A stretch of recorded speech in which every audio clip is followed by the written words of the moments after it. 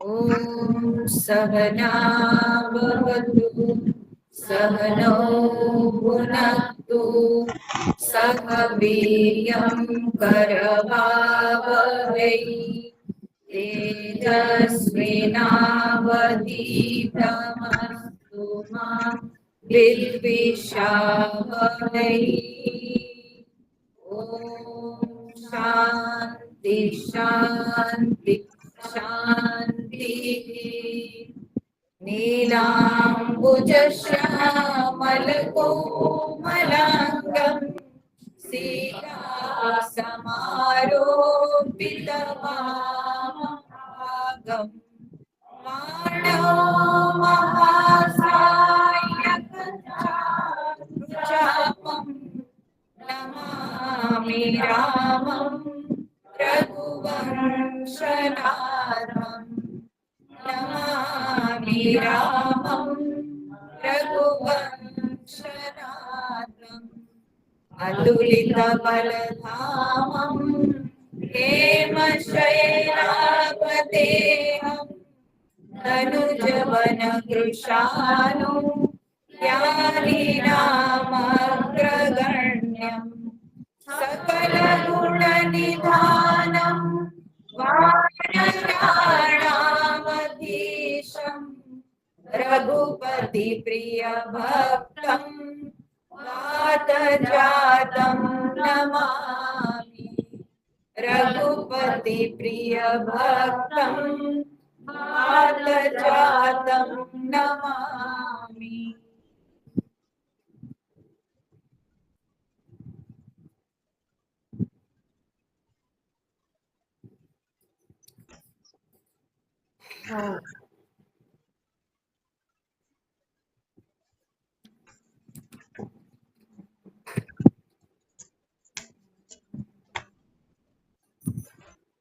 हम लोग देख रहे थे भरद्वाज मुनि के आश्रम में भरत जी आके पहुंचे प्रयागराज के पास, और भरत जी के मन में जो ग्लानि, उसको देखकर भरद्वाज मुनि भरत जी को समझा रहे हैं।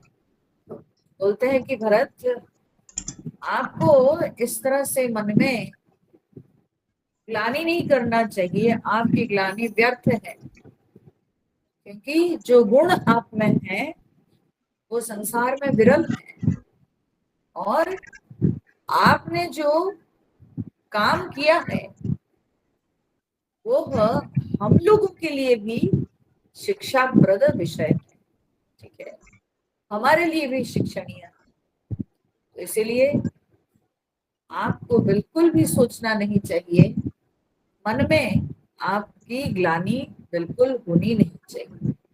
तो उन्होंने कहा कि आप यह जो रास्ता दिखाए हैं कि राम भगति रस सिद्धित भायः समो गणेशु, आपने राम भक्ति रूपी रस के लिए, रस की सिद्धि के लिए, राम भक्ति रूपी रस की सिद्धि के लिए आपने जो मार्ग चुना है, आप जिस तरह से माता पिता गुरु गुरुजन सबको टालकर, सबको पीछे करके आप ये जो राम भक्ति में लीन हो करके आज आप जो रास्ता चुने हैं, ये आपने एक बहुत बड़ा काम किया है, बहुत बड़ा मार्ग आपने प्रशस्त किया है। आपने तो बल्कि शुरुआत की है, एक नई प्रथा की शुरुआत की है, एक नई रीति की शुरुआत की है, ठीक है। लोग डरते हैं, गुरु गुरुजनों की बात काटने के लिए डरते हैं, माता पिता के बातों को काटने डरते हैं लोग, लेकिन यहाँ पर भरत जी सबको पीछे छोड़कर राम जी के प्रेम में व्याकुल होकर उन्होंने जो है राम जी से मिलने जो निकल पड़े हैं। तो भरद्वाज मुनि कहते हैं यही आपकी विशेषता है, और आप निडर होकर के भगवान की ओर बढ़ रहे हैं, भगवान की प्रीति में आप मग्न हैं। ये बहुत बड़ी उपलब्धि है जो कि संसार में सब में नहीं दिखाई पड़ता है, और यह विरल है। ठीक है। तो यह कहते हुए अब आगे फिर भरद्वाज मुनि भरत जी को क्या सुना रहे हैं, ये जो अभी बोलेंगे भरद्वाज मुनि, आप देखिएगा इसमें तो भरद्वाज मुनि राम जी से बढ़कर भरत जी को उन्होंने रखा। ठीक है कि भरत जी आप तो राम जी से बढ़कर हो गए। ठीक है, कैसे, तो उसको वे सिद्ध करेंगे अपने वचनों में। तो उसको पहले हम लोग पाठ कर लेते हैं 208 नंबर दोहा के बाद, अयोध्या कांड के 208 नंबर दोहा। नव विधु विमल तात जसु तोरा, रघुबर किंकर कुमुद चकोरा, उदित सदा अखई कबहूना, घटी न जगन बदिन दिन दूना, को गति लोक प्रीति अति करी, प्रभु प्रताप रवि हरि, निशिदिन सुखद सदा समकाहू, प्रसीन कै कई करत बुराहु, पूरन राम सुपेम पीयूषा, गुरवमान दोष नहीं दूषा, राम भगत अब अमिय धामु, कीनेहु सुलभ सुधा वसुधाहु, भूप भगीरथ सुर सरी आनी, सुमिरत सकल सुमंगल खानी, दशरथ गुण गण बरनि न जाहि, अधिकु कहा जय समझ गनाहि, जासु सनेह सकोच बसा, राम प्रगट भय आई, जे हरहि नयन निकबहु, निरखे नहीं अघाई। तो कहते हैं हे तात, हे प्रिय भरत, नव विधु विमल तात जसु तोरा। हे प्रिय भरत, आपका जो विमल यश है, जो पवित्र यश है, वो तो नव विधु, विधु मतलब होता है चंद्रमा, तो बोलते हैं वो नवीन चंद्रमा की भांति आपका ये विमल यश है। रघुवर किंकर कुमुद चकोरा, और रघुवर किंकर, राम जी के जो किंकर माने जो दास, राम जी के जो भक्त लोग हैं, और बोलते हैं वो राम जी के जो भक्त लोग हैं वो लोग कुमुद, कुमुद अर्थात जो कुमुदिनी जो रात को खिलती है, ठीक है, चंद्रमा के प्रकाश से जो कुमुदिनी फूल तालाब में खिल उठती है, तो बोलते हैं वो राम जी के भक्त वे सब कुमुद के समान है और चकोर के समान है, चकोरा। ठीक है, तो कहते हैं कि राम जी के जो भक्त लोग हैं वे कुमुद और चकोरा के समान है। तो इस तरह से यहाँ पर जो दो प्रकार को दृष्टांत देते हैं कि कुमुद और चकोर। कुमुद और चकोर कहने का तात्पर्य होता है, कुमुद तो एक जगह खिलता है और चकोर तो पक्षी है, वो घूमता फिरता है। तो कहने का अर्थ है दो प्रकार के संत होते हैं, दो प्रकार के भक्त होते हैं। एक होते हैं जो एक स्थान में स्थिर रहते हैं, और कुछ भक्त होते हैं जो रमते हैं। ठीक है, जो रमते हैं। तो इसलिए दोनों प्रकार के संत या दोनों प्रकार के भक्तों के लिए गोस्वामी तुलसीदास जी यहाँ दो दृष्टांत प्रस्तुत किए। तो कुमुद माने स्थावर भक्त, और चकोरा यानी जंगम भक्त। तो जो स्थिर है, जो भक्त लोग जो एक स्थान में स्थिर होते हैं, कहीं जाते वाते नहीं, और जो घूमते रहते हैं, तो उन लोगों को चकोरा के साथ उन्होंने मिलाया। और उन्होंने कहा ऐसे भगवान राम जी के जो भक्त सब हैं वो कुमुद और चकोर के समान है। चंद्रमा के साथ ये दोनों का बड़ा जबरदस्त रिश्ता है। ठीक है, जैसे चांद आकाश में उठने लगता है, वैसे चकोर पक्षी बड़ा प्रसन्न होता है, क्योंकि वो जो है उसको चंद्रमा से अमृत मिलता है और वो बहुत ही प्रसन्न रहता है। दूसरा इसका है ना, चकोर और चकोरी का ये होता है ना, संबंध होता है। और जैसे ही सवेरे होता है तो चक्रवात चक्रवर्ती है ना, चकवा चकवी का होता है ना। तो लेकिन ये जो चकोर है इसका इसको जो है, इसको चंद्रमा से बहुत बहुत जो है प्रेम है।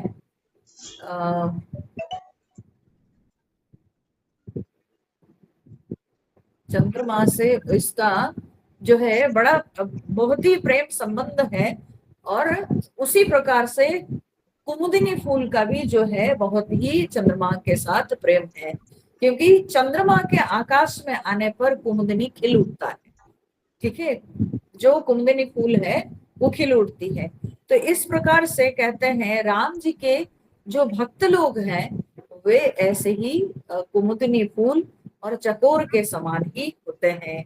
और आपका जो विमल यश है वो चंद्रमा के समान है। उदित सदा अथ इहि कव होना। और कहते हैं कि ये जो आपके यश रूपी जो चंद्रमा है वो हमेशा उदित रहता है, कभी अस्त नहीं होता है। नॉर्मल जो आकाश में हम लोग चंद्रमा को देखते हैं रात के समय, उनका तो उदय होने का समय है और अस्त भी हो जाते हैं, प्रातः होने पर वे अस्त हो जाते हैं। लेकिन भरद्वाज मुनि कहते हैं भरत, आपके यशरूपी जो चंद्रमा है वो हमेशा उदित रहता है और कभी अस्त नहीं होता है। घटी ही न जग नभ दिन दिन दूना। और ये जगत रूपी आकाश में जगनभ घटी ही न, ये कभी घटता नहीं। जैसे चंद्रमा के क्या होता है कि जो तिथि के अनुसार उसकी क्या होती है ना, कला की वृद्धि होती है, फिर कला घटती भी है।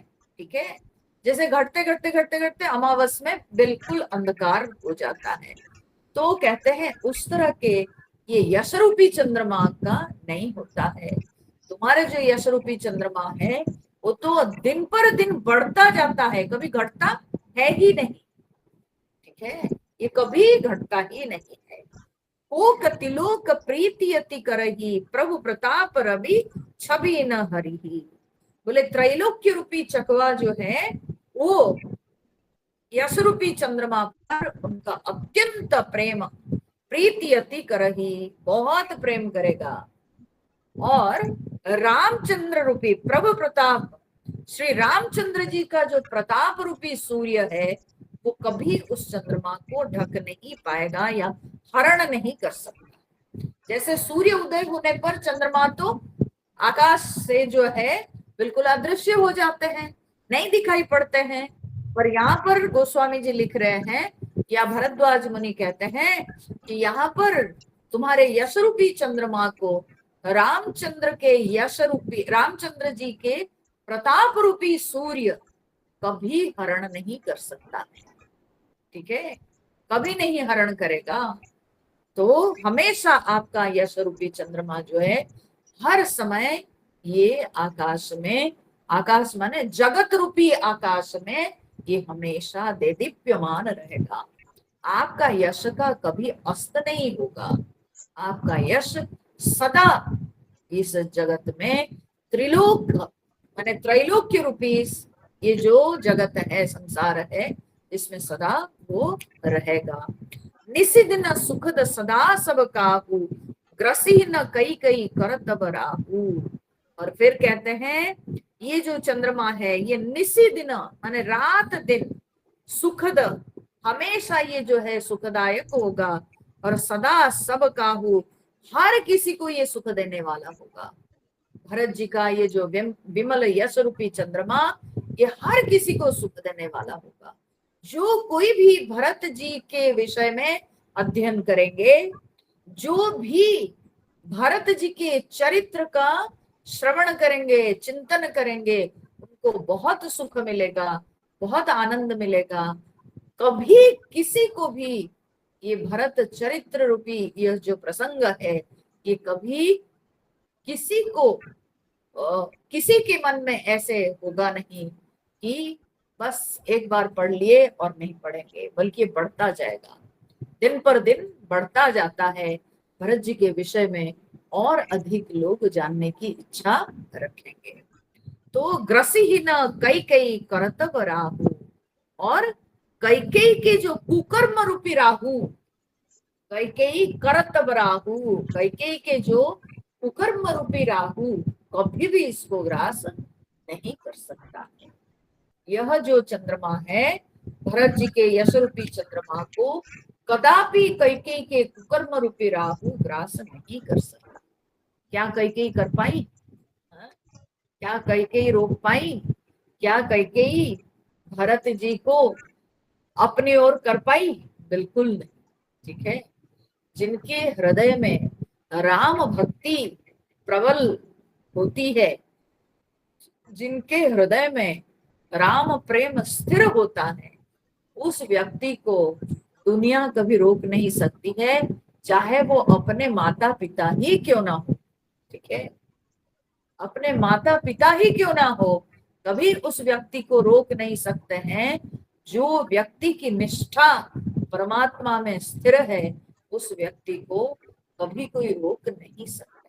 ऐसा अगर होता, संसार में संत नहीं होते। ठीक है, जगत में संत नहीं होते। है, संत वे होते हैं जो अपनों को छोड़ करके जगत को अपना लेते हैं, जो अपनों को छोड़ करके परमात्मा के प्रेम में रमते हैं, वे संत होते हैं। और ऐसे संतों को कभी अपने जो होते हैं, अपने सगे संबंधी स्वजन, वे कभी उनको रोक नहीं सकते हैं।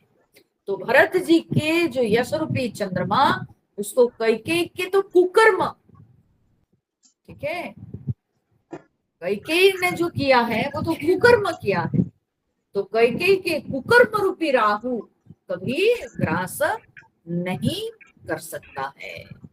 भरत जी के विमल चंद्रमा, विमल यश रूपी जो चंद्रमा, वो हमेशा आकाश में जो है दीप्यमान रहेगा, उसको कभी राहु ग्रास नहीं कर सकता।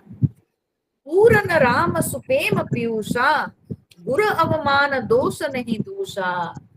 फिर भरद्वाज जी भरत जी को समझा रहे हैं, बोले पूर्ण राम सुपेम पीयूषा। ये जो चंद्रमा, नॉर्मली चंद्रमा में हम लोग कहते हैं ना अमृत है, चंद्रमा अमृत की वर्षा करते हैं।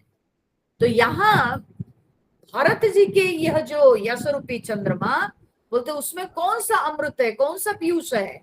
बोले राम सुपेम। ठीक है, श्री रामचंद्र जी के जो सुंदर प्रेम रूपी जो अमृत है, उस अमृत की वर्षा करती है ये भरत जी के यश रूपी चंद्रमा। ठीक है, और गुरु अपमान दोष नहीं दूषा।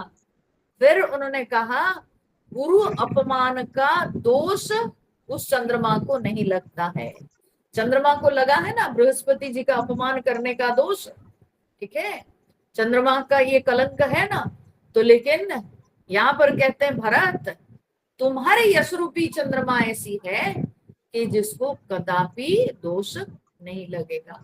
इसलिए तो चौथ चांद को नहीं देखते हैं, है ना। अभी तो गया ना गणेश चतुर्थी, तो ही में देखते हैं ना लोग, क्या वही तो कह रहा हूँ, दही में देखते हैं ना, डायरेक्ट नहीं देखते हैं चौथ चांद। तो ये जो गणेश चतुर्थी के दिन लोग यहाँ पर बहुत मनाए, बहुत लोग ऐसे भी मनाए, चौथ चांद करके चंद्रमा की पूजा किए। हर प्रांत के लोग किसी ना किसी रूप से पूजा करते हैं, कोई गणेश चतुर्थी मनाते हैं तो कोई चौथ, हाँ कलंक चतुर्थी भी बोलते हैं, चौथ चांद की पूजा, है ना। तो चंद्रमा को कलंक लगा था, तो इसीलिए चौथ चांद का दर्शन नहीं करते हैं डायरेक्टली। सब बहुत कथा है उसमें, 3-4 कथाएं हैं ये चौथ चांद के विषय में ना, 3-4 कथाएं हैं। उस दिन भगवान श्री कृष्ण पर भी कलंक लगा था, जो मणि चुराने का कलंक लगा था। तो बहुत सारी कथाएं हैं, मैं उन कथाओं में नहीं जा रही हूँ, पर बृहस्पति गुरु के उनका अपमान करने का भी दोष चंद्रमा को लगा था।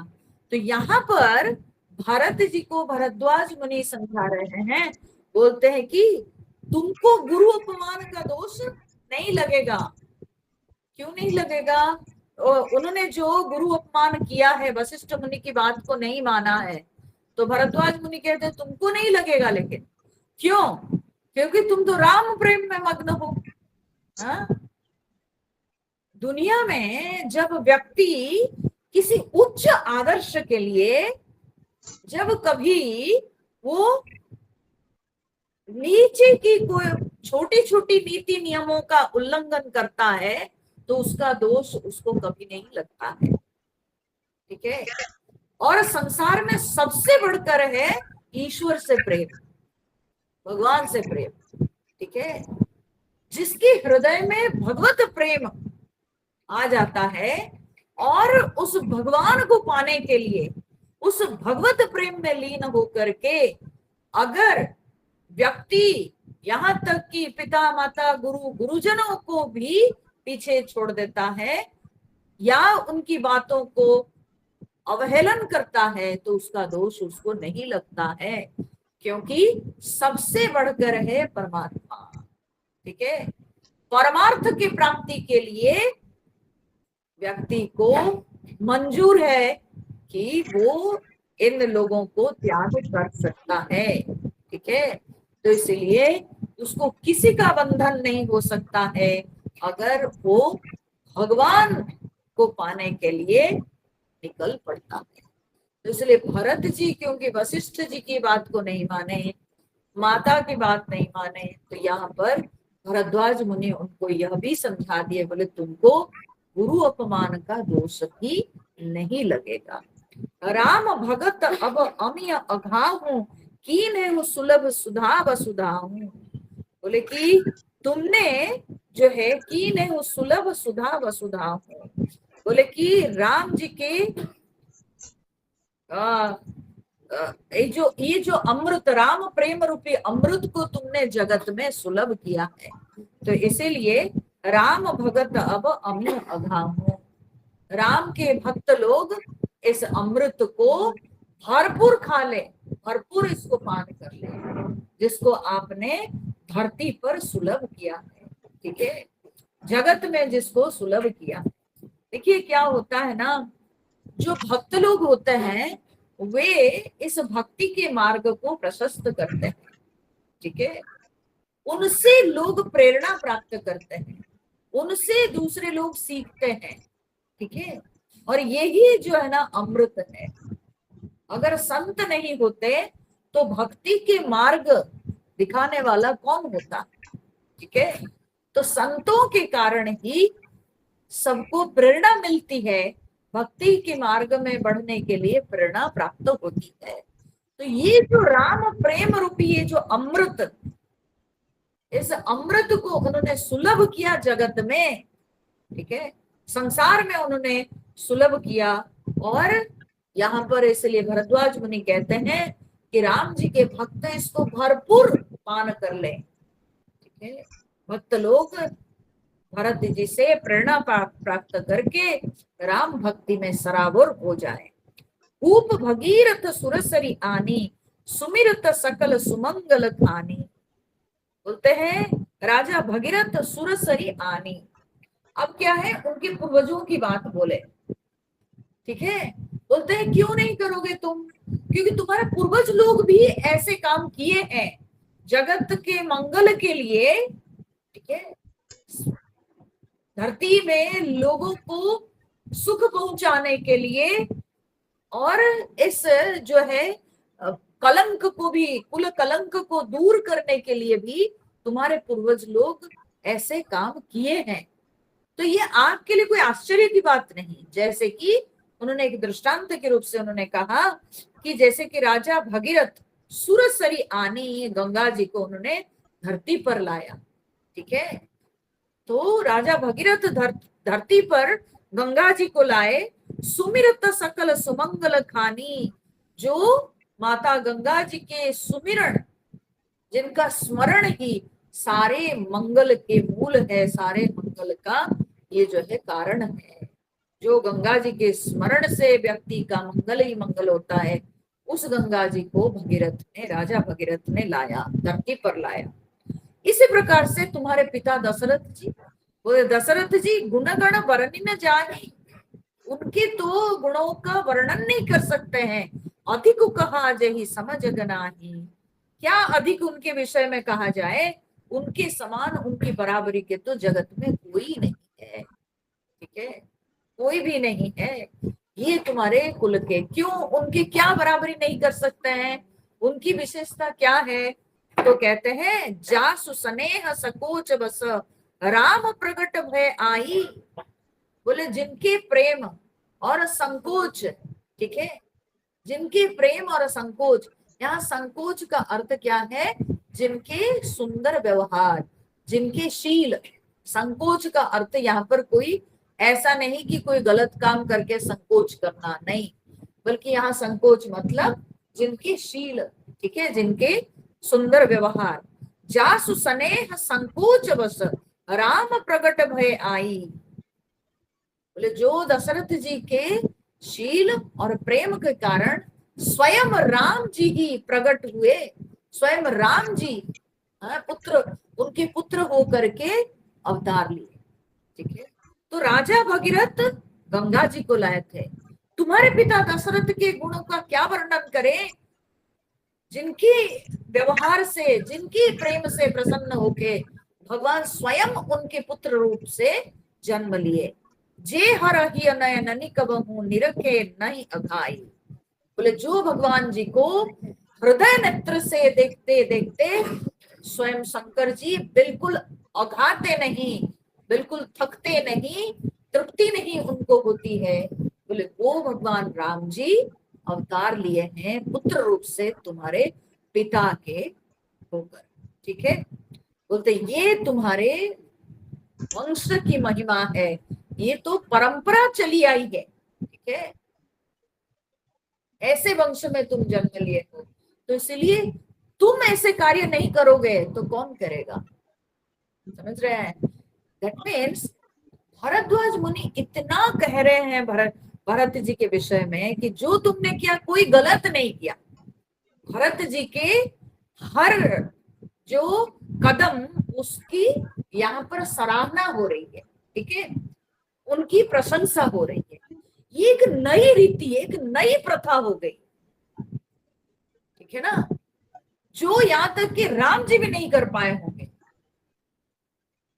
ठीक है, लेकिन भरत जी एक नई प्रथा शुरू कर दी। सबके बात को काटकर वे जो चल पड़े राम जी से मिलने के लिए, राम प्रेम में जो व्याकुल हैं भरत जी, तो बोले ये बहुत बड़ी बात है। ठीक है, ये बहुत बड़ी बात है। तो इसीलिए कहते हैं, तो तुम्हारे लिए ये कोई आश्चर्य की बात नहीं, क्योंकि तुम्हारी तो ऐसी परंपरा रही है, जो तुम्हारे वंश के राजा लोग किए हैं वो संसार में कोई सोच नहीं सकता है। राजा भगीरथ ने जो स्वर्ग में प्रवाहित होती थी नदी, उसको जो है उन्होंने धरती पर ले आया। ठीक है, वैसे तुम्हारे पिता, उनका प्रेम ऐसा कि भगवान स्वयं उनके पुत्र रूप से आए। ठीक है, स्वयं उनके पुत्र रूप से आए। लेकिन तुम तो उस राम प्रेम के जीता जागता मूर्ति हो, यही तुम्हारी विशेषता है। तुम्हारे पिता ने पुत्र रूप से प्राप्त किया, ठीक है, लेकिन तुम उस राम के प्रेम के जीता जागता मूर्ति हो, इसलिए तुमसे बढ़कर कोई नहीं। ठीक है, तुमसे बढ़कर कोई नहीं। कीरति विधु तुम कीन अनूपा, जहां बस राम प्रेम मृग रूपा। कहते हैं कि तुम तो उनसे भी बढ़कर हो। तुमने कीर्ति रूपी जो चंद्रमा, अनुपम चंद्रमा को तुमने उत्पन्न किया। ठीक है, कीर्ति रूपी जो माने सुंदर चंद्रमा को तुमने प्रकट किया। हाँ, ये जो विमल कीर्ति रूपी चंद्रमा को तुमने प्रकट किया। जहां बस राम प्रेम मृग रूपा, जहां पर राम जी मृग रूप होकर के जिसमें बसते हैं। क्या मृग रूप होकर के बसते हैं पता नहीं, है ना। चंद्रमा में जो छाया दिखती है, ठीक है ना, चंद्रमा में जो ये दिखता है, विभिन्न प्रकार से उसको जो है चिंतन किया गया है, ठीक है। तो वो कोई कोई कहते हैं कि वो खरगोश के जैसे, कोई कोई कहते हैं वो हिरण के जैसे, ठीक है। इसलिए चंद्रमा का एक नाम है मृगांक। अभी समझ में आया, चंद्रमा का एक नाम है मृगांक। मृग जिनके अंक, अंक माने गोद, ठीक है। तो जिनके गोद में मृग है, हिरण है, तो उनको मृगांक कहते हैं, ठीक है। तो इसलिए चंद्रमा का एक नाम है मृगांक। तो यहाँ पर कहते हैं कि जो चंद्रमा में कहते हैं जहां बस राम प्रेम मृग रूपा, जैसे चंद्रमा में मृग रूपी जो छाया दिखती है, बोले तुम्हारे अंदर तुम्हारे जो यश रूपी चंद्रमा, उसमें राम प्रेम रूपी जो है मृग छाया है, ठीक है। उसमें राम प्रेम रूपी मृग छाया है। कितना सुंदर वर्णन है ना। तात गलानी करहु जिय जाए, डरहु दरिद्र ही पार सुपाए। बोले हे तात, इसलिए ग्लानी मत करो अपने हृदय में, यह जो ग्लानी है उसको दूर कर दो, मत ये करो, ये ग्लानी रखो हृदय में। डरहु दरिद्र ही पार सुपाए, पारसमणि पा करके तुम दरिद्रता से डर रहे हो, ठीक है। यहाँ पारसमणि क्या है ना, राम प्रेम रूपी पारसमणि, ठीक है। दरिद्रता क्या है ना, कलंक, जिस कलंक से भरत डर रहे हैं, ठीक है। तो कहते हैं कि तुम दरिद्रता से डर रहे हो पारसमणि पा करके, नहीं डरना चाहिए। वृथा तुम्हारी ग्लानी है, इस ग्लानी को दूर कर दो अपने हृदय से, एकदम मन से दूर कर दो। तुम तो शुद्ध हो, तुम तो पवित्र हो, ठीक है। सुनहु भरत हम झूठ न कहीं, उदासीन तापस बन रही। फिर अपनी बातों को यहाँ पर और पुष्ट करने के लिए भरद्वाज मुनि कहते हैं कि सुनो, मैं कोई झूठ बूठ नहीं बोलता हूं। क्यों? क्योंकि कहते हैं कि हम उदासीन हैं, हम तपस्वी हैं, ठीक है। हम उदासीन सन्यासी हैं, हम तपस्वी हैं, हमको किसी चीज की आशा नहीं, कामना नहीं, हम जगत में कभी आसक्त नहीं होते हैं, हम किसी के पक्ष लेने वाले नहीं, हम उदासीन हैं, हम किसी के पक्ष लेने वाले नहीं, हम तपस्वी हैं, हम कष्ट सह करके रहते हैं, हमको कोई वाहवाही नहीं चाहिए, हमको कोई संसार के सुख की इच्छा नहीं, कोई प्रलोभन नहीं दिखा सकता है कि कोई प्रलोभन में पड़ के हम झूठ बोल रहे होंगे। बोले नहीं, ठीक है। और हमको कोई जगत के बीच में नहीं पड़ना है, हम सन्यासी हैं। तो उदासीन तापस वन रही, और हम वन में रहने वाले, जो हमको वन में फल मूल मिल जाता है उसी में हम संतुष्ट रहते हैं। हमको कोई अपेक्षा नहीं संसार से, सुख की अपेक्षा नहीं कि जिससे हम झूठ बोलेंगे किसी का पक्ष लेकर के। तुम राजा होने वाले हो, तुम्हारे पक्ष ले लेंगे तो उससे हमारा भला हो जाएगा, ऐसा नहीं। तो हम जो बोलते हैं हम दिल से बोल रहे हैं, हम सच बात बोल रहे हैं। सब साधन कर सुफल सुहावा, सारे साधन के बोलते हैं सबसे उत्तम फल क्या है? सारे साधनों का उत्तम फल है कि परमात्मा का दर्शन। वही उन्होंने कहा, लखन राम से दर्शन पावा।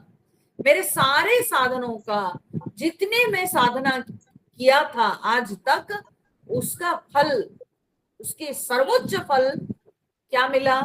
ना राम जी, लक्ष्मण जी और सीता जी का दर्शन। ठीक है, बोले उससे भी बढ़कर आज फल मिला आपका दर्शन। ठीक है, मैंने कहा ना, भरद्वाज मुनि यहाँ पर जो प्रसंग बोले हैं उसमें राम जी से बढ़कर के भरत जी को उन्होंने प्रतिष्ठित किया है। ठीक है, भरत जी का चरित्र इसलिए सबसे श्रेष्ठ चरित्र है, राम जी से भी बढ़कर के भरत जी को माना गया। बोले ते ही फल कर फलु दरस तुम्हारा, वो जो राम लक्ष्मण और सीता जी का दर्शन, बोले उसका फल, उसका फल तुम्हारा दर्शन। ठीक है, साधनाओं का फल राम सीता जी का दर्शन, राम सीता जी का दर्शन का फल तुम्हारा दर्शन। यानी भगवत से अधिक है भागवत। ठीक है, भगवत से बढ़कर भागवत है, भगवान से बढ़कर भगवान के भक्त होते हैं। स्कंद पुराण में यह कहा गया है कि गीता शास्त्र का अध्ययन, ठीक है, गीता शास्त्र का पाठ, पुराणों का पाठ, वेदों का पाठ, ये समस्त शास्त्रों का पठन पाठन चिंतन का फल है संत दर्शन। ठीक है, महात्माओं का दर्शन। तो इसीलिए भरद्वाज मुनि कहते हैं कि भरत, आप जैसे संत का दर्शन आज हो गया। ये दर्शन हुआ क्योंकि राम सीता जी का दर्शन जो प्राप्त हुआ था उसके फल स्वरूप, ठीक है, उसके फल स्वरूप मुझे आप मिले। ठीक है, तो उस दर्शन से बढ़कर आपका दर्शन। ठीक है, तो इसलिए जगत में संत का कितना महत्व है, संतों का यहाँ पर असलियत में भरद्वाज मुनि महात्माओं का जो दर्शन, सतपुरुषों का दर्शन को यहाँ पर महत्व देते हुए भरत जी को माध्यम करके उन्होंने यह बात कही। ठीक है, तो क्योंकि संत ही हमको भगवान का दर्शन कराते हैं। ठीक है, नहीं तो भगवान कौन है हम क्या जाने, तो भगवान का दर्शन संत लोग ही कराते हैं। तो इसलिए संतों का दर्शन होना ये बहुत बहुत, बोलते हैं ना क्या, बिनु हरि कृपा मिले ही नहीं संता। ठीक है, तो इसलिए भगवत कृपा के बिना संत नहीं मिलते हैं। तो यहाँ पर राम लक्ष्मण, राम सीता जी के दर्शन का फल है यहाँ भरत जी का दर्शन। तो भरद्वाज मुनि भरत जी के दर्शन को श्रेष्ठ मानते हैं, भरत जी को राम जी से बढ़कर मानते हैं। और फिर उन्होंने कहा, देखो ये होता है ना कि भाई व्यक्ति सारी साधना करता है, तो वो साधना का भी तो कोई जो है ना फल होगा, लक्ष्य होगा, गंतव्य होगा। तो उसका गंतव्य है कि परमात्मा का दर्शन। तो परमात्मा का दर्शन भी तो निष्फल नहीं जाना चाहिए ना, उसका भी तो कुछ फल होना है? परमात्मा का दर्शन भी निष्फल नहीं होना है। तो इसलिए जो है परमात्मा हम लोगों के जीवन में संत महात्माओं को भेजते हैं कि सत्संग होता रहे, हमारा जीवन के प्रति क्षण सत्संग में बीते। इसलिए भगवान हमारे जीवन में संत महात्माओं को सुलभ कराते हैं। ठीक है, तो भगवत दर्शन का जो फल है वो है संत महात्माओं का दर्शन। कहीं कहीं शास्त्र में आप ऐसे भी पढ़ोगे कि संत दर्शन का फल है भगवान का दर्शन, है कि नहीं? तो ये अन्योन्याश्रित है। ठीक है, भगवत दर्शन का फल है भागवत दर्शन, भागवत दर्शन का फल भी है भगवत दर्शन, अन्योन्याश्रित है। तो कभी कभी संतों के दर्शन से ही भगवान मिलते हैं और कभी कभी भगवान के दर्शन से भी संत मिलते हैं। भगवान की कृपा होती है तो ऐसे संत महात्मा सुलभ होते हैं, जो कि हमको शिक्षा देते हैं, जो कि हमको जो है यह संसार समुद्र में कहीं हम डूब ना जाएं, कहीं हम फिसल ना जाएं, इसलिए वे हमेशा हमको साथ देते हैं और हमेशा हमको रास्ता दिखाते जाते हैं। तो इसलिए भगवत दर्शन का फल है संत दर्शन। तेहि फल कर फलु दरस तुम्हारा, सहित प्रयाग सुभाग हमारा। भरद्वाज मुनि कहते हैं कि प्रयागराज समेत मेरा आज ये सुंदर भाग्य है, अहोभाग्य है कि आपका दर्शन हमको प्राप्त हुआ। भरत धन्य तुम जसु जगु जयऊ, कही अस प्रेम मगन मुनि भयऊ।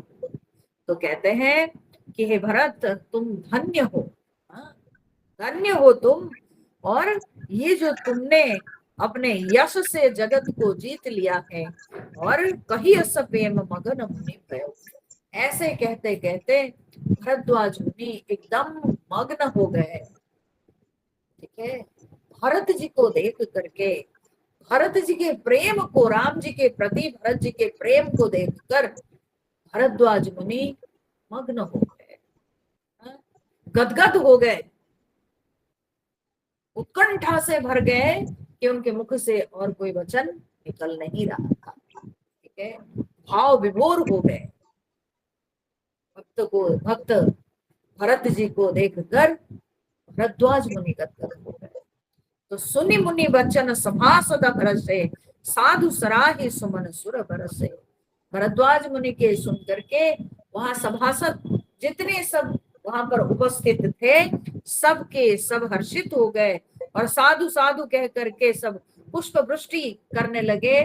देवता लोग भी जो है पुष्प वृष्टि करने लगे। धन्य धन्य धुनि गगन पयागा, और आकाश में प्रयागराज में धन्य धन्य ऐसे जो है ध्वनि, ऐसे शब्द सुन सुन करके भरत जी भी जो है मगन अनुरागा, भरत जी भी प्रेम में मग्न हो गए। ठीक है, इस प्रकार से प्रेम में मग्न हो करके भरत जी भी वहां पर जो है भरत जी के शरीर में रोमांच होने लगा। पुलक गात हिय राम सिय सचल सरोरुण नयन। भरत जी के आंखों में आंसू भर गई, कमल समान नेत्र में आंसू भर गई, उनके शरीर में रोमांच होने लगा और हृदय में राम सीता जी के चिंतन होने लगा। और राम सीता जी के छवि को देखते हुए अपने हृदय में हाथ जोड़ करके भरद्वाज मुनि को प्रणाम करते हुए और वहां उपस्थित मुनि मंडली को प्रणाम करते हुए बोले गदगद बैन। ठीक है, गदगद हो करके भरत जी ने कहा, वहां पर सबके सामने भरत जी जो है सबको प्रणाम करके भरत जी ने कहा, मुनि समाज अरु तीर्थ राजू, साची हो शपथ अघाई अकाजू। बोलते मुनियों का समाज है और फिर तीर्थराज प्रयागराज है। ठीक है, प्रयागराज है और फिर सामने मुनियों का समाज है। तो साची हो शपथ अघाई अकाजू, बोले यहाँ सच्ची सौगंध खाने से भी अनर्थ होता है। समझे कि नहीं? कोई तीर्थ में इसलिए शपथ नहीं खाना चाहिए। बोले कैसे? सच्ची शपथ खाने से भी बोलते हैं अनर्थ होता है। ठीक है, अकार्य माना जाता, अकाजू। ठीक है, क्यों? क्योंकि जिसकी शपथ हम खाते हैं हम उसको तुच्छ मान लेते हैं। ठीक है, तो इसलिए जो है कहते हैं कि तीर्थ में किसी का शपथ नहीं खाना चाहिए। ठीक है, तीर्थ में कभी किसी का शपथ नहीं खाना चाहिए। तो यहाँ पर भरत जी कहते हैं कि अगर सच्ची शपथ भी हम यहाँ खाते हैं तो भी अकार्य माना जाएगा, और फिर अगर कोई झूठा बोलेगा तब तो बाप रे बाप, उसका तो महापाप हो जाएगा, बड़ी हानि हो जाएगी। यही थल जो किछु कही बनाई। अगर कोई बना करके कुछ बोलेगा, झूठ मूठ का कोई बनाकर कुछ बोलेगा, यही समाधिक न अघधमाई, इसके समान पाप तो और कुछ भी नहीं है। ठीक है, तो इसलिए तीर्थ में तो शपथ खा नहीं सकते हैं। हाँ, शपथ तो तीर्थ में खा नहीं सकते हैं, लेकिन हम जो बोल रहे हैं आप लोग उसको सत्य मान लीजिए। मेरे सामने मुनि मंडली है और ये तीर्थराज प्रयाग है। ठीक है, ऐसे स्थान में शपथ लेना उचित नहीं है। ऐसे स्थान क्यों, कोई भी तीर्थ में शपथ नहीं लेना चाहिए। ठीक है, और शपथ लेके पूरा ना करे तो उसमें दोनों की हानि है। जो शपथ करने वाला उसकी भी हानि है, जिसके नाम पे, जिसकी सौगंध खाके वो शपथ लिया था उसकी भी हानि होती है। इसलिए कदापि कोई तीर्थ स्थल में शपथ नहीं करना चाहिए। ठीक है, तो यहाँ पर कहते हैं कि यहाँ तो सच्ची शपथ लेने से भी अनर्थ होता है, तो झूठ मूठ बोलना तो और भी हानि की बात है। तो मैं जो कह रहा हूं इसलिए मेरी बातों पे आप लोग विश्वास कीजिए। क्या बात है ना, तुम सर्वज्ञ कहूं सती भाव, मैं सच्चे भाव से कहता हूं आप सब लोग तो सर्वज्ञ है, पूरा अंतर्जामी रघुराऊ। और रघुनाथ जी जो है अंतर्यामी ओके, मेरे हृदय की बात को वे तो जानते ही है। यानी मैं अगर कुछ भी असत्य कहूंगा वे समझेंगे और मुझे दंड देंगे। ठीक है, और उनको तो कुछ छिपा भी नहीं है, जो कुछ भी मेरे हृदय में है उसको वे जानते हैं। मोहि न मातु कर तब कर सोचू, कहते हैं कि मैं बिल्कुल भी, मुझे माता कैकेयी के जो कर्तव्य है उनकी करनी का कुछ भी जो है सोच नहीं है। नहीं दुखु जियो जगू जा नहीं पूछू, और ना मेरे मन में जगत मुझे पूछू मतलब नीच मानेगा। हाँ? जगत मुझे नीच मानेगा उसकी भी चिंता नहीं। ठीक है, मुझे अपनी माता कैकेयी की जो करनी उसका कुछ सोच नहीं है। वो क्या की वो जाने, हाँ, उसने जो किया किया है वो जाने, उनका पाप उनके पास, मुझे उसका कोई सोच नहीं है। और वो मेरे लिए क्या करी वो सब मैं सोचता नहीं। होता है ना, वो अपने बेटा को समझाई होगी कि देखो बेटा तुम्हारे लिए मैं इतना बड़ा स्टेप ली, इतना बड़ा कदम केवल तुम्हारे लिए, तुम्हारे हित के लिए। बोले नहीं, मुझे मेरी माँ के करतूत का कोई सोच नहीं। ना तो मुझे जो है जगत नीच मानेगा उसकी भी कोई डर है, उसका भी कोई डर नहीं है। ना ही ना डरू बिगारी ही परलोकी लोकू, ना तो मुझे कोई डर है कि मेरा परलोक बिगड़ जाएगा, उसका भी मुझे कोई डर नहीं। पितहु मरण कर मोहिन सोकू, इस हद तक भरत जी ने कहा कि पिता मरण का भी मुझे कोई शोक नहीं है। ठीक है, सुकृत सुजस हरि भुवन सुहाए, बोलते हैं कि क्योंकि मेरे पिताजी के मृत्यु का मुझे भय क्यों नहीं है, क्योंकि उनका जो सुंदर यश है वो त्रिभुवन में विख्यात है। मुझे उनके लिए शोक करने की कोई जरूरत नहीं। उनको जो करना था वे करके अपना यश वे फैला के चले गए, इसलिए उनके लिए मुझे चिंता नहीं है बिल्कुल।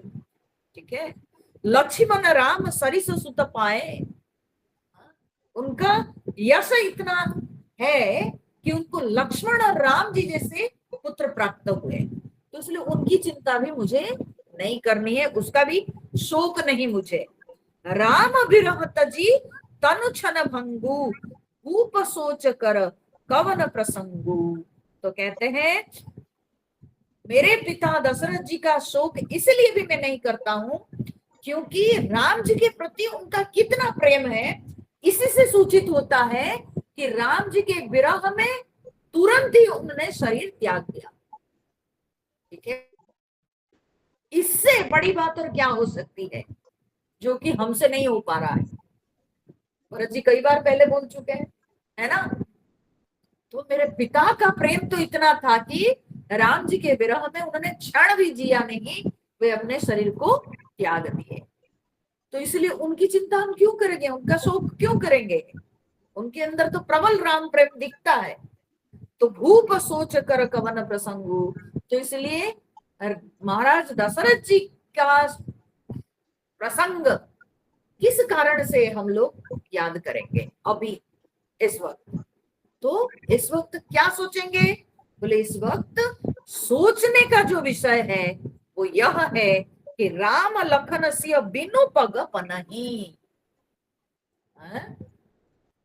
बोलते राम जी, सीता जी और लक्ष्मण जी बिना कोई पैर में जूती लिए जो खाली पैर करी मुनिवेश फिरई बन बनाई। मुनिवेश में जो वन वन वे लोग भटक रहे हैं, घूम रहे हैं, वो सोचनीय विषय है, सोचने की विषय वो है। दशरथ जी चल बसे, उनके प्रसंग को अभी याद करने की जरूरत नहीं, वे अपने जन्म को सार्थक कर लिए। राम लक्ष्मण जी से पुत्र प्राप्त किया, अपना नाम नहीं बता रहे, ठीक है। भरत शत्रुघ्न का नाम नहीं ले रहे, राम लक्ष्मण का नाम ले रहे। राम जी तो है ही, और लक्ष्मण जी उनके सेवक होकर के, ये जो सेवा के लिए लक्ष्मण जी भी अपना सुख त्याग करके 14 साल के लिए उनके साथ गए, इसलिए भरत जी के दृष्टि में लक्ष्मण भी श्रेष्ठ हो गए। तो इसलिए कहते हैं राम सीता और लक्ष्मण जी जो वन वन भटक रहे हैं बिना जूती पहने, उनके लिए शोक करना चाहिए, न कि हमारे पिता के लिए शोक करना है। हमारे पिता के लिए शोक करने की जरूरत नहीं। अजिन वसन फल असन मही शयन डासी कुसपात। बोले कि जो राम सीता लक्ष्मण जी चर्म के वस्त्र पहन रहे हैं, ठीक है, वल्कल वस्त्र धारण कर रहे हैं, फल असन और फल खा के जी रहे हैं, फिर मही शयन धरती पर सो रहे हैं, डासी कुसपात धरती पर कुश और पत्ते डाल करके किसी तरह से वे उस पर विश्राम कर रहे हैं। बसी तरु तर नित सहित सहत हिम आतप बरसा बात। बसी तरु तर, वृक्ष के नीचे वास कर रहे हैं, नित्य सहत नित्य सहन कर रहे हैं, हिम आतप वर्षा बात, ठीक है, ठंड गर्मी वृष्टि वायु ये सबको सहन कर रहे हैं। सोचिए वर्षा के समय वे जो बारिश, जब जोर जोर से बारिश के बड़े बड़े बूंद जब गिरती है, वो शरीर में तीर के समान लगते हैं, ठीक है। गर्म वायु को सहन करना कितनी कठिन बात है, शरीर को सुखा देने वाली वो गर्म वायु, ग्रीष्म ऋतु के गर्म वायु। और वैसे ही शीतकाल के जो प्रबल शीत, शरीर को बर्फ जैसे जमा देने वाली जो प्रबल शीत, उसको कैसे भगवान सहन करते हैं, यह जो है सोचनीय विषय है। भरत जी कहते हैं उस विषय में आप लोगों को शोक करना है, चिंतन करना है, न कि मेरे। भरत जी अपने विषय में बोलते हैं, मुझे मेरी माता के करतूत को लेकर के कोई चिंता नहीं है, मेरा परलोक बिगड़ जाएगा उसकी चिंता नहीं, ठीक है, मुझे लोग क्या निंदा करेंगे उसकी चिंता नहीं, मुझे यहाँ तक कि मेरे पिता की मृत्यु की भी चिंता नहीं। मेरी चिंता एक ही है, वो है कि वन में भटक रहे हैं बिना पैर में जूते लिए, जो वन में मेरे दोनों भाई और सीता जी जो भटक रहे हैं, वो मेरे को दुख देता है। वे जिस तरह के कठिन समय बिता रहे हैं, जितने कठिनाई का सामना कर रहे हैं, वो मुझे बहुत दुख देता है। यही दुख दाह दहई दिन छाती, भूख न वासर नींद न राती। भरत जी कहते हैं यह जो दुख है, इस दुख की जलन से निरंतर मेरी छाती जल रही है, हृदय में ज्वाला मैं निरंतर अनुभव कर रहा हूं।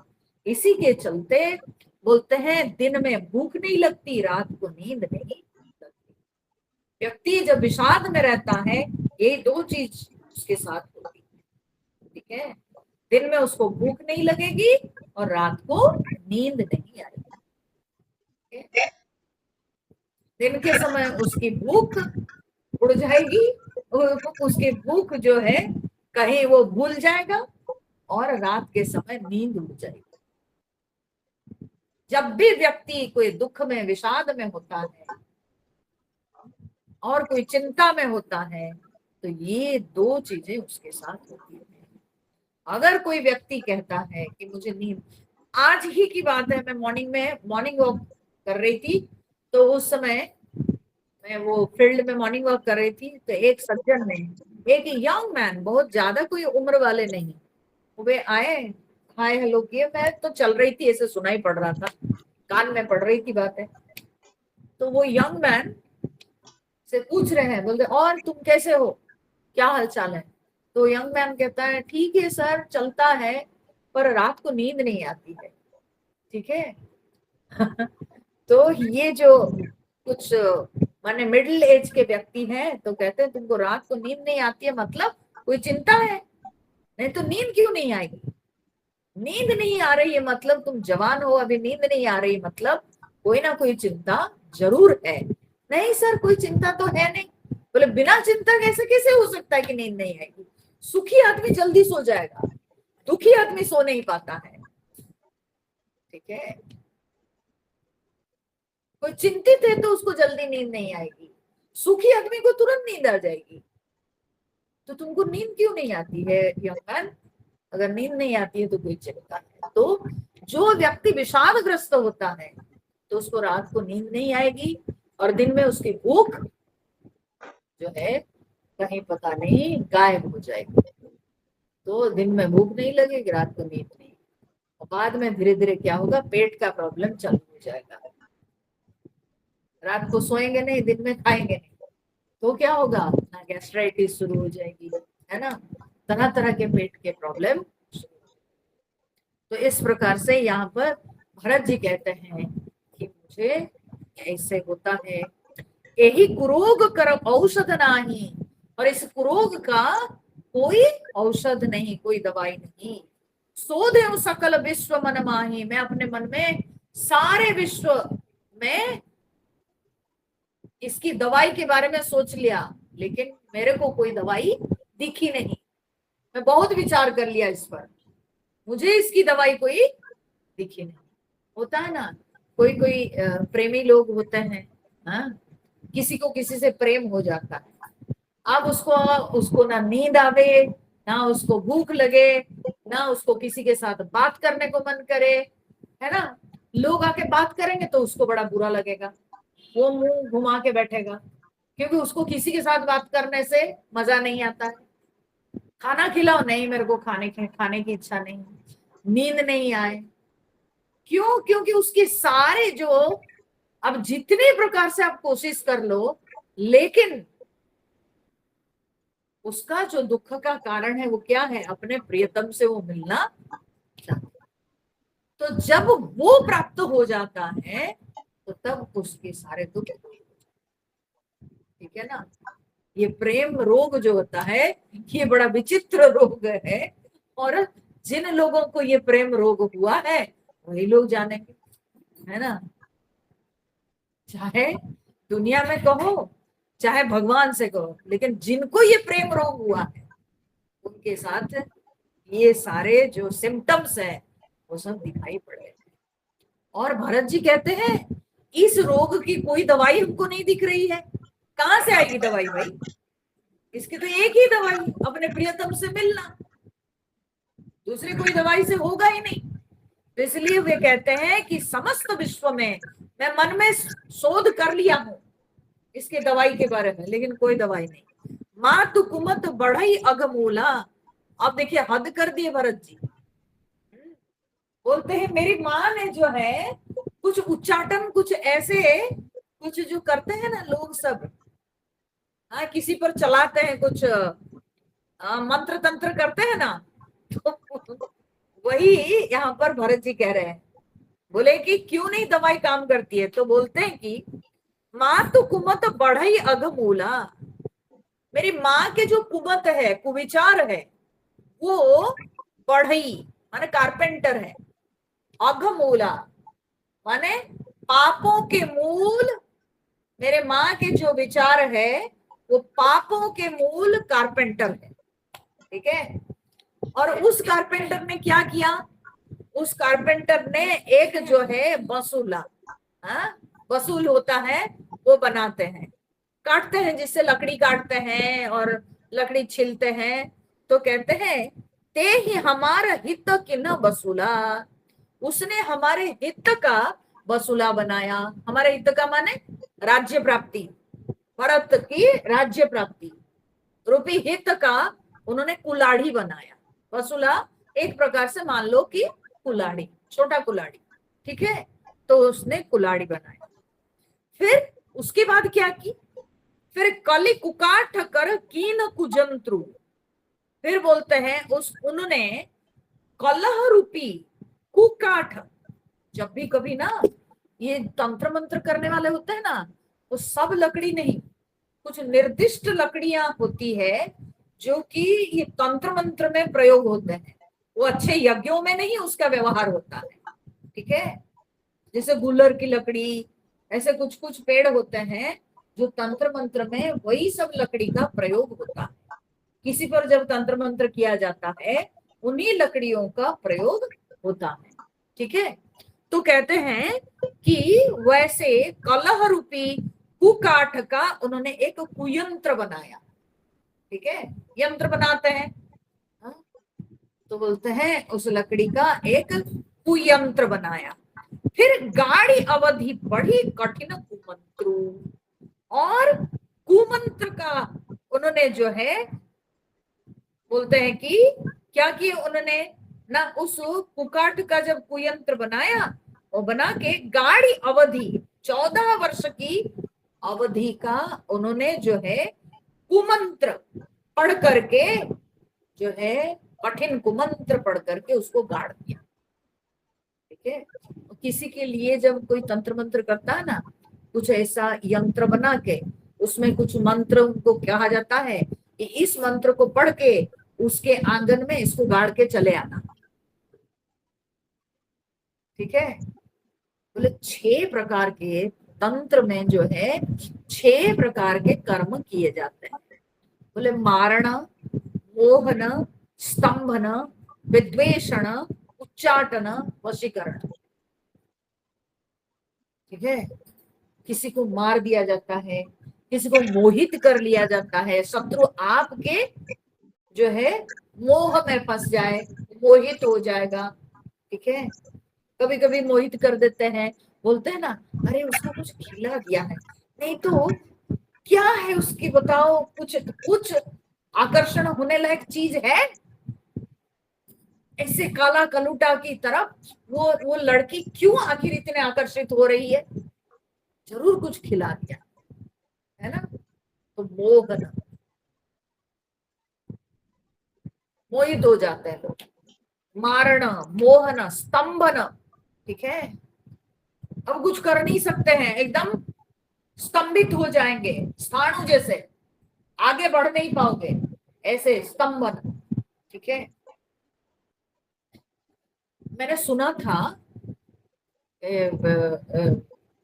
एक एक जो है स्थान में एक सन्यासी रहते थे, ठीक है।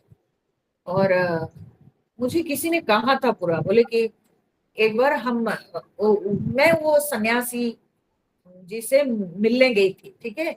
एक कोई पहाड़ पर वे रहते थे और मैं उनसे मिल करके आई, और मुझे कोई दूसरे ने कहा, बोले कि वे स्वामी जी कितने सरल लग रहे थे ना। मैं बोले हाँ। बोले उनमें बहुत शक्ति है। मैंने कहा क्या शक्ति है, जैसे कि? बोले पता है एक बार मैं उनके पास रुका और रात को जो है वहां पर सांप, अजगर सांप आ गया, ठीक है। एकदम, क्योंकि जंगल के अंदर उनका आश्रम। बोले अजगर सांप आ गया, तो बोले मेरे को तो बड़ा डर लगा एकदम, मैं तो डर गया। तो बोलते आप मत डरिए ब्रह्मचारी जी, आपको डरने की कोई जरूरत नहीं है, वो इससे आगे आ ही नहीं पाएगा, वो वहीं स्थिर रहेगा। और उसको बोलते अरे चुप रहो, तो बोले वो ऐसे चुपचाप पूरा, बिल्कुल वैसे ही चुप, ठीक है। तो बोले कि स्तंभन, मंत्र पढ़ लेते हैं, और जिसके चलते कोई भी हिंस्र जंतु उनके यहाँ आकर के उनको डिस्टर्ब नहीं कर पाते। ये सब विभिन्न प्रकार की सिद्धियां होती है, ये सब तंत्र साधना में ये सब सिद्धियां प्राप्त करते हैं जो तांत्रिक होते हैं। तो स्तंभन कर देते हैं, भाई आगे नहीं बढ़ सकते हो, बस फंस जाओगे, एक ही जगह स्थिर हो जाओगे। बोले वहां पर कुछ लड़के शराब वराब लेके गए थे पिकनिक करने के लिए, और वे लड़के वहीं के वहीं स्थिर रह गए, रात भर वहीं स्थिर होके बस रह गए, आ ही नहीं पाए, लौट नहीं पाए। तब दूसरे दिन उनके अक्ल ठिकाने पे आ गई। तो इसको स्तंभन कहते हैं, हिलडुल नहीं सकते हैं, एक जगह आप अटक गए, स्तंभन। ठीक है, तो ऐसे ऐसे सब जो है ये तंत्र में सब सिद्धियां प्राप्त होती है। किसी को मार दिया जाता है, हाँ? कोई उचट के भाग भी जाता है, उच्चाटन। ठीक है, कोई भाग भी जाता है, शत्रु पलायन करे। ठीक है, तो ऐसे भी होता है, या शत्रु को मार दिया जा सकता है। ठीक है, स्तंभित कर दिया जा सकता है। अब आपके वश में शत्रु हो जाएगा, यह भी हो जाएगा, वशीकरण। ठीक है, तो ये सब जो है ये तंत्र में सब ये कर्म आते हैं। ठीक है, तो भरत जी कह रहे हैं, बोलते मेरी माँ ऐसी एक बढ़ई है, उसका जो वो विचार रूपी बढ़ई ने एक बनाया क्या ना, मेरा हित, मेरा राज्य सुख रूपी एक कुलाड़ी बनाया, और उस कुलाड़ी से उन्होंने कुछ कुकाठ जुगाड़ करके उससे यंत्र बनाया, और उस यंत्र को मंत्र पढ़ के जो है गाड़ दिया। ठीक है, वो ही लगी यह कुठाट ते ही ठाठा। तो कहते मेरे लिए उसने ये सारे जो है पूरा साज सब सजाया। ठीक है, मेरे लिए, पर घाल सी सब जगू 12 बाटा, और इसके चलते सारे जगत को 12 बाट, 12 बाट मतलब तहस नहस करके नष्ट कर डाला। ठीक है, तो पूरी तरह से जगत को उन्होंने बिगाड़ दिया। मिट्टी कुचोग राम फिर आए, बसई अवध नहीं आन। बोले मेरी माँ तो बिगाड़ के रख दी। तो कहने का अर्थ है मेरी माँ का ये जो माने तंत्र साधना के समान ये जो कुमंत्र, ये कुमंत्र भी उसका औषधि नहीं है। मेरा ये जो अंदर जो दुख है, मेरी ये जो दुर्दशा है, मेरा जो विषाद है, ये विषाद का वह भी औषध नहीं है। मैं सोच लिया, मैं देख लिया कि वो भी औषध नहीं है। यद्यपि मेरी माँ मेरे सुख के लिए ये सब की, लेकिन वो भी मेरे लिए औषध नहीं है। तो क्या औषध है ना, मिट्टी कुजोग राम फिर आए। बोले ये कुयोग रामचंद्र जी के लौट आने पर ही मिट सकता है, बसई अवध नहीं आन उपाय। तब भी अयोध्या बस सकती है, नहीं तो अयोध्या तो जानो की गई काम से। ठीक है, अयोध्या जानो की तहस नहस हो गई। ये अयोध्या तभी बच सकती है जब राम जी लौट आएंगे, इसका और दूसरा कोई उपाय नहीं। भरत वचन सुने मुनि सुख पाई, सब ही कीने बहु भांति बढ़ाई। भरत जी के वचन को सुन करके सब मुनियों के मन में बहुत हर्ष अनुभव हुआ, और सब लोगों ने बहुत उनकी प्रशंसा किए। फिर तात करहु जनि सोच विशेषी, सब सुख मिटी ही राम पग देखी। तब उन्होंने कहा हे तात तुम बहुत ज्यादा सोचो मत, अब तुम राम जी के चरणों का दर्शन करके तुम्हारे सारे दुख मिट जाएंगे, तुम चिंता मत करो। करी प्रबोध मुनिवर कहे अतिथि प्रेम प्रिय होहु, कंद मूल फल फूल हम दे ले करी छो। और इस तरह से भरद्वाज मुनि उनको कह करके उनका समाधान करके फिर उन्होंने कहा कि अब आप लोग जो है बड़े प्रेम प्रिय अतिथि हैं हमारे, और इसीलिए जो भी कंदमूल फल हम आपको देंगे उसको आप लोग सहर्ष स्वीकार करें। माने भरत जी के साथ जो लोग सब थे, जो अयोध्या पुरवासी सब आए हुए थे, सब तो थे वहां पर। तो इसलिए अब भरद्वाज मुनि के आश्रम में क्या रहेगा, क्या मिलेगा? कंदमूल फल ही मिलेगा ना। तो इसलिए भरद्वाज मुनि ने कहा कि चलिए अब आप लोग कुछ स्वीकार कीजिए, हमारे आश्रम में आए हैं तो आप सब लोग हमारे आतिथ्य स्वीकार कीजिए। अब भरद्वाज मुनि कैसे उनके जो है आतिथ्य पूरा किए। है तो मुनि का आश्रम, और आश्रम में तो इतना कुछ रहता नहीं, कैसे भरद्वाज मुनि उन सबको खिला पाए? पूरे अयोध्यावासी थे वहां पर। तो भरद्वाज मुनि बोल तो दिए उन सबको कि आप लोग ग्रहण कीजिए, लेकिन किस तरह से वे सबकी सबकी भरपाई कर पाए, तो वो जो है लोग अगले सत्संग में, कल के सत्संग में देखेंगे। ठीक है। श्री राम जय जय राम, श्री राम जय जय राम, श्री राम जय जय राम, श्री राम जय राम, श्री राम जय जय राम, श्री राम जय राम, श्री राम जय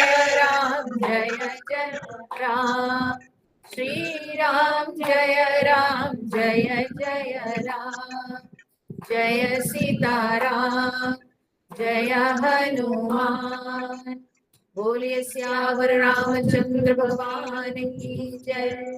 पवन सुत हनुमान की जय, उमापति महादेव की जय, बोलो भाई सब संतन की जय। पूर्णमद पूर्णमिदं पूर्णात् पूर्णमुदच्यते, पूर्णस्य पूर्णमादाय पूर्णमेवावशिष्यते। ओम शांति शांति शांति। हरि ओम। श्री गुरुभ्यो नमः। हरि ओम।